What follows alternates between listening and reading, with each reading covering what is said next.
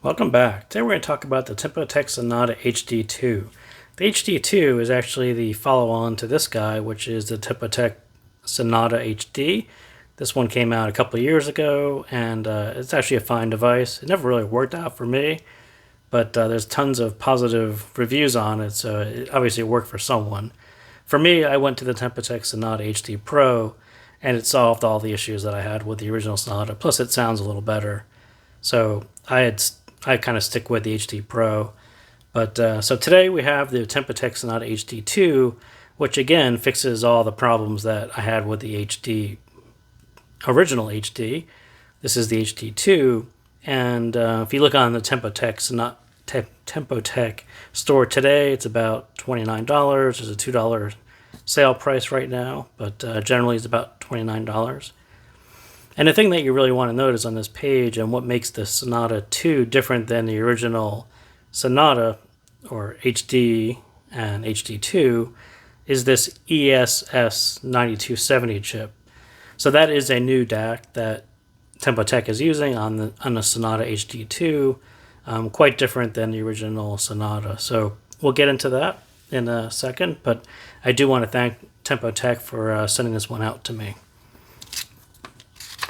So as I said, this new TempoTec Sonata HD2 is actually using an ESS chip as opposed to a Cirrus Logic chip, and it is the ESS9270.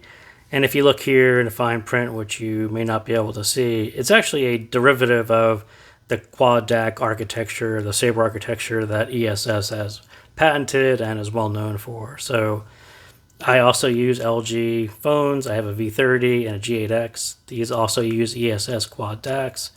Very nice quad DACs for a phone, and LG will be kind of sadly missed for getting rid of that architecture and their whole mobile division. But so it's kind of hard to figure out how much of a derivative this new 9270 is from the original quad DAC architecture, but I'm sure it shares some features. And I will kind of say, kind of right off the bat, it sounds similar. It certainly doesn't outperform my G8X phone, but as far as a general feel for the sound of it, not all that far away from my phone. So let's get into it and say we'll go pros and cons on this one. And like I said, this one I started out with the TempoTec Sonata HD, never really worked all that well. So the Sonata 2, which is this guy, I'll give you kind of a closer look at it. Not too much to look at. It just says Sonata HD. It's got a high-res sticker that you can put on there, and non-removable cord connecting the USB-C to the 3.5 millimeter jack. It comes in this fancy metal case, and so quite nice. But generally, this one just works. The original had this wacky 3 firmware versions, depending on if you were only playing music or calls or some mixture of both. You had to pick which firmware you were using. And I've tried the firmware. It didn't really help the problem. But so finally, with this guy, we have one that you just plug in and it actually works for me as well in USB Audio Player Pro and standalone apps like Spotify, Tidal, Qobuz. These are I use all of those in general. So again, on the HD2, you now have power bumped up to 70 milliwatts from 60 milliwatts, which is a little bit of a bump, which is kind of nice. And as I mentioned, the DAC is now an ESS9270. The old one was a Cirrus Logic CS42L42, and now this one handles 32-bit, 384 kilohertz, and DSD. I didn't really test those out, but I went as high as Tidal and Qobuz would go, which those all kind of worked out fine. So, like I said, sound quality is actually surprisingly good for the price. The question is, and this becomes a difficult question, is it actually better than your phone? And there isn't really a clean answer to that. I mean, I have an LG phone. It's not better than my LG phone. Do I like it better than my Samsung phone? Yeah, I kind of do.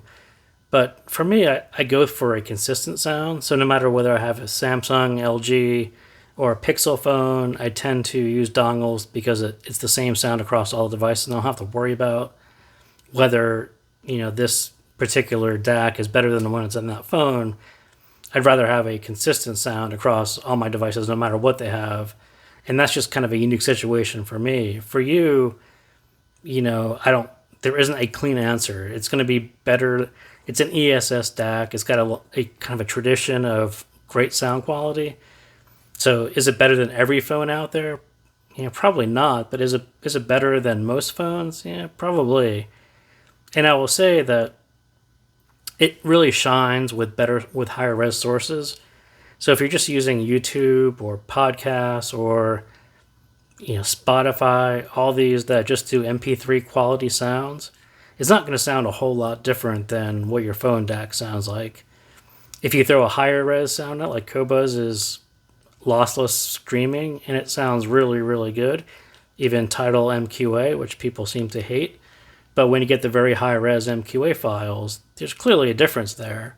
And they do sound really, really good on the 9270. So I will say that if you're kind of on the fence with it and you don't have a source that's really more than MP3 quality, either stick with a budget DAC or try to figure out how to come up with a better source if that's kind of a direction you want to go to. But, I think that's almost the line for me, is that you really need a higher quality source to really hear the difference of an external DAC versus the one that's in your phone, or at least it pops out more and it shines more in that respect.